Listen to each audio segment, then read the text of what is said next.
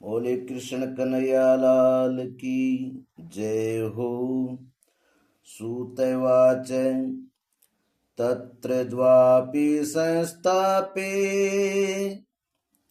निर्गतो नारदो मुनिः तीर्थं तीर्थं विनिष्क्रम्य पृच्छन् मार्गे मुनीश्वरान्। सूर्य कहते हैं सोनक जी, तब ज्ञान वैराग्य दोनों को वहीं छोड़कर नारद मुनि वहां से चल पड़े और प्रत्येक तीर्थ में जा जाकर मार्ग में मिलने वाले मुनीश्वरों से वह साधन पूछने लगे। वृत्तांत सूर्यते सर्वैः किंचिन्निश्चितेनोच्यते असाध्य केचन प्रोचुर दुर्गेमिति चापरे मूकीभूतास्तथान्येतु कियन्तस्तु पलायिताः। उनकी इस बात को सुनते थे, किंतु उसके विषय में कोई कुछ भी निश्चित उत्तर नहीं देता। किन्हीं ने उसे असाध्य बताया, कोई बोले इसका ठीक ठीक पता लगाना ही कठिन है, कोई सुनकर चुप रह गए और कोई तो अपनी अवज्ञा होने के भय से बात को टाले टूल कर खिसक गए। हाहाकारो महानासे त्रैलोक्य विस्मय वह है वेद वेदांत घोषैश्च गीता पाठैर्विबोधितम्। त्रिलोक में महान आश्चर्यजनक हाहाकार मच गए। लोग आपस में कानाफूसी करने लगे। भाई, जब वेद ध्वनि, वेदांत घोष और बार बार गीता पाठ सुनाने पर भी भक्ति और ज्ञान वैराग्य ये तीनों नहीं जगाए जा सके, तब और कोई उपाय नहीं है। भक्ति ज्ञान विरागाणाम नोदिष्ट तत्रिकम यदा उपायो न परो अस्तिति कर्णे कर्णे जपंजनाः। स्वयं योगीराज नारद को भी जिसका ज्ञान नहीं है, उसे दूसरे संसारी लोग कैसे बता सकते हैं। योगी नाम नारदेनापि स्वयं न जायते तु यत् तत्कथं शक्यते वक्तु मितिरैर्यमानुषैः। एवं ऋषिगणैः पृष्टैः निर्णयोक्तं दुरासदम्। इस प्रकार जिन जिन ऋषियों से इसके विषय में पूछा गया, उन्होंने निर्णय करके यही कहा कि ये बात दुस्साध्य ही है। ततश्चिंतातुरसोहत बदरी वनमागतः तपश्चरामि चात्रेति तदर्थं कृतनिश्चयः। तब नारद जी ने बहुत चिंतातुर हुए और बद्री वन में आए। ज्ञान वैराग्य को जगाने के लिए वह उन्होंने ये निश्चय किया कि मैं तप करूंगा।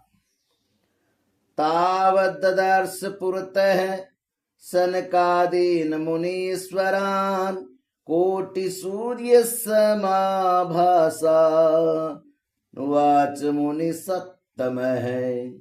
इसी समय उन्हें अपने सामने करोड़ों सूर्यों के समान तेजस्वी सनकादि मुनीश्वर दिखाई दिए।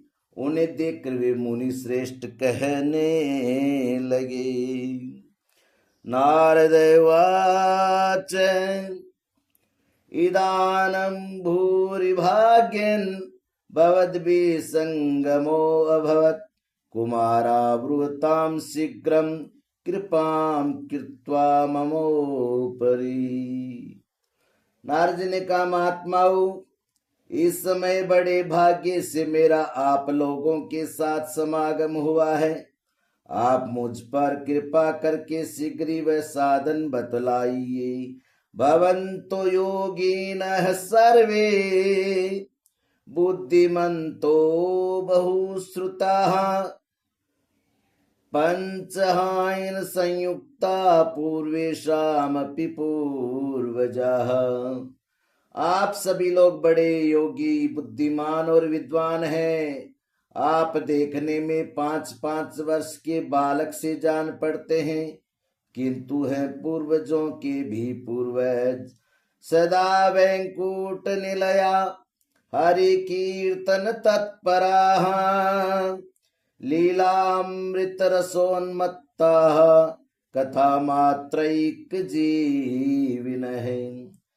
आप लोग सदा वैकुंठ धाम में निवास करते हैं, निरंतर हरि कीर्तन में तत्पर रहते हैं, भगवत लीला अमृत का रसास्वादन कर सदा उसी में उन्मत्त रहते हैं। एकमात्र भगवत कथा ही आपके जीवन का आधार है। हरि शरणमेवमहि नित्यं येषां मुखे वचः अतः काल समादिष्टा जरायुष्मान बाध्यते।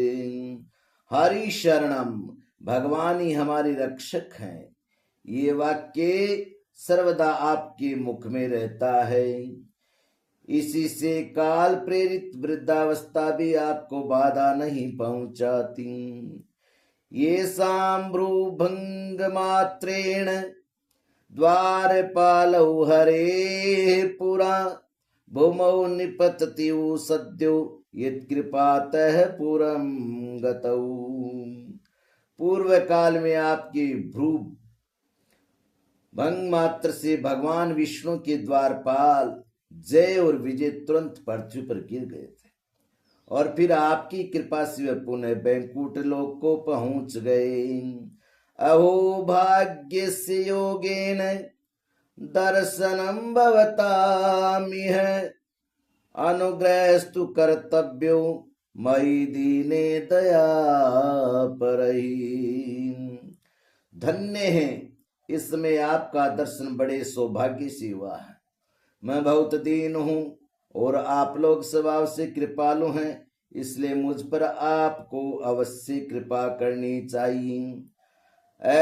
शरीर गिरोक्तम यत् तत् किं साधनमुच्यताम् अनुष्ठेयं कथं तावत् प्रब्रुवन्तु सविस्तरम्। भक्ति ज्ञान विरागाणां सुखमुत्पद्येते कथं स्थापनं सर्ववर्णेषु प्रेम पूर्वं प्रियतन्तः। बताइए, आकाशवाणी ने जिसके विषय में कहा है वह कौन सा साधन है, और मुझे किस प्रकार उसका अनुष्ठान करना चाहिए, आप इसका विस्तार से वर्णन कीजिए। भक्ति ज्ञान और वैराग्य को किस प्रकार सुख मिल सकता है, और किस तरह इनकी प्रेम पूर्वक सब वर्णों में प्रतिष्ठा की जा सकती है। कुमारा ऊचुहु। बोले कृष्ण कन्हैया लाल की जय हो।